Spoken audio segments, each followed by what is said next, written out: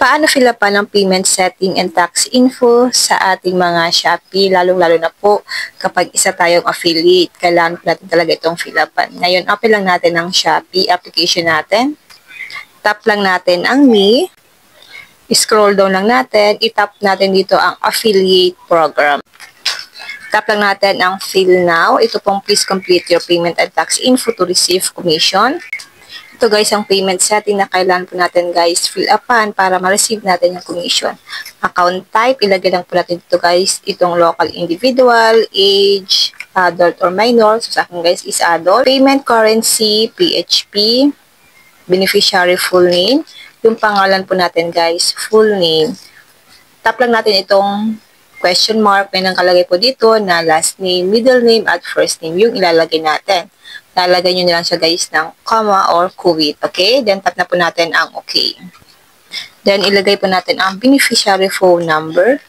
Then tap na po natin ang next. Yung may mga asterisk po na kulay red, yun po yung kailangan nating fill upan. Primary bank account, kailangan po natin dito maglagay ng primary bank account. So ang sinasuggest po dito ni Shopee is yung C-Bank. So itap lang natin itong bank team. Dito, pipiliin lang po natin guys ang C-Bank. Bank branch name. So, open online po ang nilagay ko dito. Bank address. So, sa akin po ang ilalagay ko is online application. Bank account name, ilalagay po dito guys yung name natin. Then, bank account number. Kailangan po natin dito guys ilagay yung bank account number natin at itap nyo lang po ang next kapag na-fill upan nyo na po ito. Proof of bank account ownership. Ngayon guys, open lang natin ang ating C-Bank. Dahil kukuha tayo ng bank certificate, itap lang natin dito ang Me. Tap bank documents. Dito guys, pipili lang kayo kung e-statement or yung bank certificate. So sa akin dito guys, ang pipiliin ko is itong bank certificate. Tap lang natin ito. Then, itap lang natin ang new bank certificate. Tap natin ang purpose.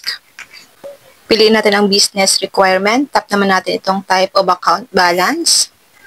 So, ang pipiliin ko dito guys, itong dalawa. Tap confirm. Recipient address. Requesting entity. Ilalagay po natin dito is Shopee. Country, Philippines.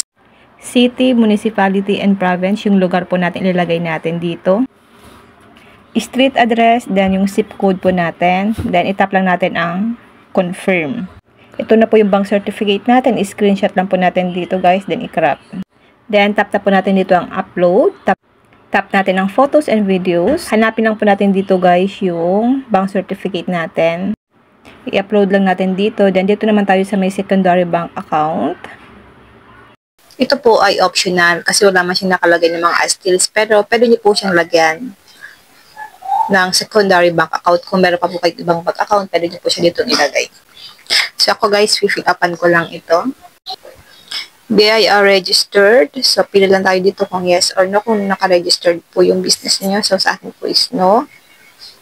Then ito po yung mga primary valid ID na pwede natin pagpilian. So ang gagamitin ko po dito is itong UMID. Tap lang natin itong take photo.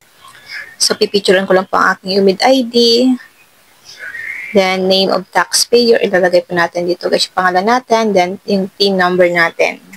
Kapag na-fill upan nyo na po, itap lang po natin ang submit. Submit successfully. Your submission is under review. Tap na po natin ang okay. Ganun lang po kadali mag-fill up ng payment settings sa ating mga Shopee. Kung affiliate po tayo, kailan po talaga natin guys fill upan yung payment setting para ma-receive po natin guys yung commission natin sa Shopee. Yun lang guys, sana po may natutunan kayo sa aking video. Huwag niyo po kalimutan na i-follow ako at i-share ang ating video para po malaman ng iba kung paano po mag-fill out ng payment setting sa Shopee sa mga affiliate.